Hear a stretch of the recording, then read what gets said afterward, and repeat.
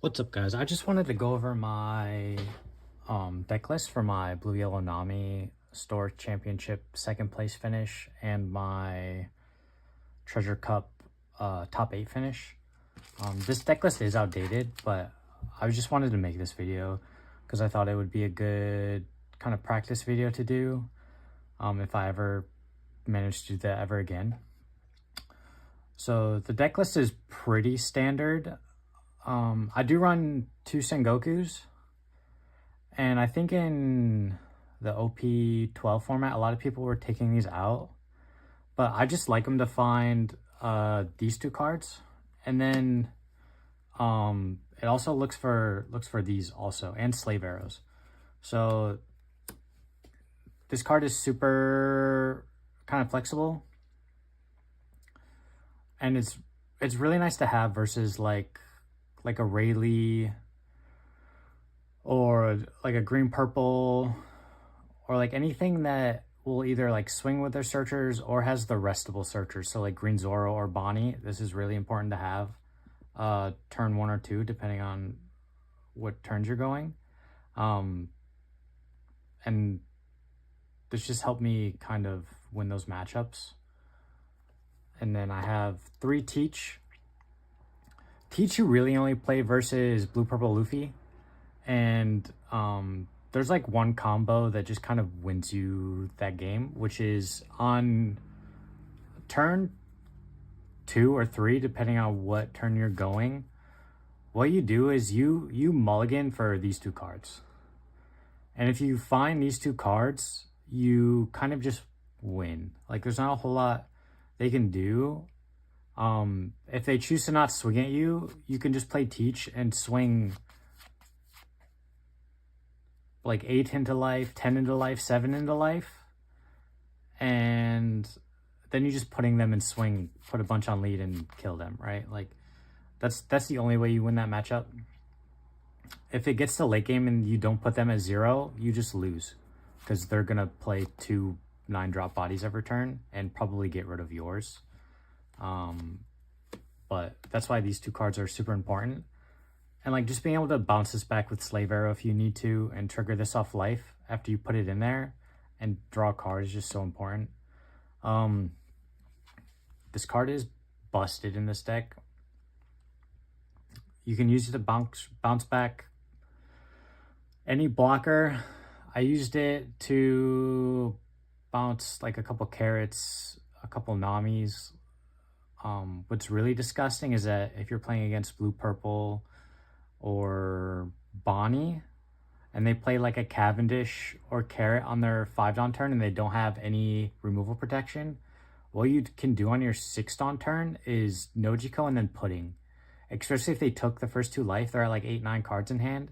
You just win that matchup. There's nothing they can do about it, because then the next turn they have 6 cards in hand. You swing you probably play like a 6-drop and swing 7, and they have to take because they don't have enough counter in hand to defend that, and it just puts them on the back foot. So this card's really good, especially in combination with Pudding. And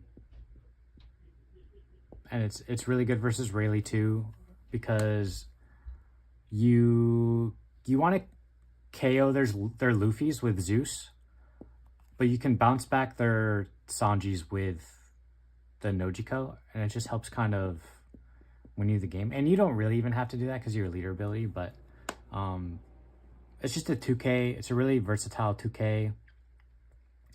And if you stacked with Hiyori, like Kiku with Hiyori, you can take the bottom life with this too. So you don't have to take the top one, which is really important, because if you stack it, you want it to stay there. And then Pudding, obviously one of the most probably hated cards in the game. If you put your opponent into like a position where they have to take life and they have like 8 cards in hand, you just slam this down, and it's really hard for them to recover. You need this card versus Blue Purple Luffy. Anel, if you're in the OP12 meta, if you played Anel, it was really important. And then if worst case, if they have 4, 5, 6 cards in hand, like it's still a 1k counter. So it's just really, really versatile, really important to have in certain matchups. And it's not searchable, but luckily with Nami's leader ability, you get to draw every time they take a life or you take a life, as long as it's on your turn. The Baby 5, I just like this card because it's a 2k, and if you need cards in hand, it allows you to draw 2. You have to be really careful though, because if, let's say you tuck this in life with Hiyori, you don't want to take it the first swing in, because then you'll go up to what, 8 cards in hand, and that turns off your leader ability, and you wanna activate your leader ability every chance you can get. So you have to be really careful about triggering this card out, but again, it's still a solid 2k. So I just run 2 of them just for more counter. This Marco card is broken. They're like $10 right now. If you don't have a playset, I would buy them now, because this card is in that next Cavendish. Like, it's in PRBO2, which is a specialty set. They haven't reprinted a lot of specialty sets, and this is in every blue deck, I believe, so far. Like, it's played as a 4 of or a 2 of in every blue deck. I don't think it came up too much. Versus Rayleigh, it did. Because versus Rayleigh, it's kind of just a resource game. You want to maximize your counter and also just draw more cards, because they'll just chump swing 7s at you, which is the correct number to swing as a Rayleigh player. So you just want more cards. So that's why this is really important. This is a 1 of, because Zoro is a thing, and if you play Kiku on like your 4 Dawn turn or 5 Dawn turn, they'll just rest it and swing into it, and you get no value out of it. While with this card, you get at least a draw. So that's why, like, it's mainly for Zoro or like Rayleigh, or like pretty much any 5 life leader, where you're not gonna instantly get the value off of Kiku, because they know how this card works, and they'll just kill it before you can get them to 3 life. Because a good player will counter out of early Nami swings, because they don't want you to draw, so you just have less counter power early, and then it forces you to take 2 life in 1 turn later. So this card was really important in like the Rayleigh Zoro matchups. This card let me win every Rayleigh matchup. What you do is you counter as efficiently as you can, and then they want to put you a 0 so they can just 0 cost event and swing like 23k at you, right? So what you do is you counter efficiently enough where they have to go big into your life, and they swing like 9 or 11, and you just take it if you have one of these in hand every time, because then that means they have to hit you again next time. And as long as you have like 2/2Ks, and like if you have a slave arrow, they can't split high enough to kill you in 1 turn. So you can just kind of take one of the swings and make them all in, and then they can't leave Dawn up for the events or anything like that, and you just kind of grind them out that way. Same thing with like Bonnie and Zoro. They have to kill this, because it just gets so much value with like a 7 swing. So if the Zoro player doesn't kill it, I'm just putting so much pressure on their life. Especially if I'm going first, like I drop this on 7 and then I play a kid on 8, they're probably already at 2 life. And it just kind of, if this sticks, it just kind of wins me the game. But yeah, it's super important in the Rayleigh matchup. You need to see these, because you can pitch non-counter for a life, and it's just better for your economy kind of later in the game. I really like this card in this last meta. This came in really clutch in 1 game. I was playing a Bonnie, I think it was round 6, and he had I think he had a carrot. He had a carrot on board, a Pedro, and like a Bonnie blocker, I think. And then I had, I think I just had a Jozu and like a couple like Nojiko, Zeus, Sengoku on the field. So he swung, rested my Jozu. And then I might have had like a Kid or I think I had a Kuma on board too. And he played a 10-drop Dofi. So he played the Dofi and he rested all of my characters and my leader. And the turn after, I just played, I think he dropped a Searcher down too. So I just played this, froze his Dofi for a turn, and bot decked his Searcher. So he didn't get any value off of the Searcher. And it froze his Dofi. So I think the turn after he played Hody.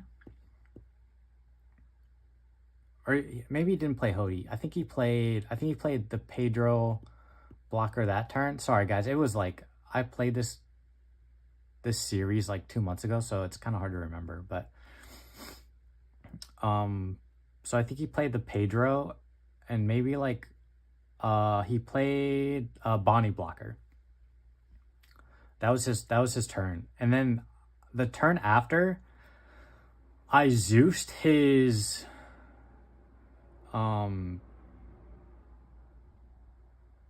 what did I Zeus? I'm trying to remember. No. I swung 8 because he rested the carrot. I swung 8 into the carrot, right? He blocks with the Pedro, KOing the Boa. And then I Zeus his carrot because I don't want it to stun my Jozu anymore. So I Zeus the carrot. So I still have 8 Dawn left. I draw, and then I draw off the top of my life, and it ends up being a red rock. So then I just end up red rocking the Dofi, and now I have Jozu, Kuma, and like 2 weenies on board. And he has just the Bonnie blocker. So there was just a huge tempo swing, and this allowed me to stall out 1 extra turn to be able to do that. So, and it's searchable off of Sengoku, so I just really like this card. 2 Jozu. It's just so important to have this card versus like Rayleigh Zoro or the Mirror. Like, you just bounce back their 4 drops, 5 drops, 6 drops, and if they can't answer it and it sticks the whole time, it's just a pretty good body to have. And then I run the one of Doflamingo. I run it again, searchable by Sengoku. And if they play Jozu, I can bounce this back and not worry about them playing it again because I can't bounce this. And like in some matchups, it's like versus Bonnie, it's nice to just bounce like a Hody if they play it. And it's just another removal card that you can use against any other deck, Zoro, Rayleigh.